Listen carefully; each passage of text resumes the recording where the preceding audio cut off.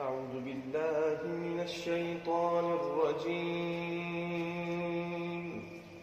بسم الله الرحمن الرحيم.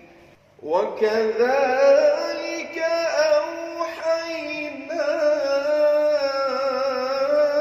إليك روحا من أمرنا ما كنت تدري ما الكتاب ولا الإيمان ولكن جعلناه نورا نهدي به من نشاء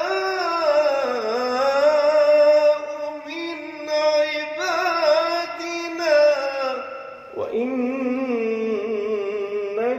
لتهدي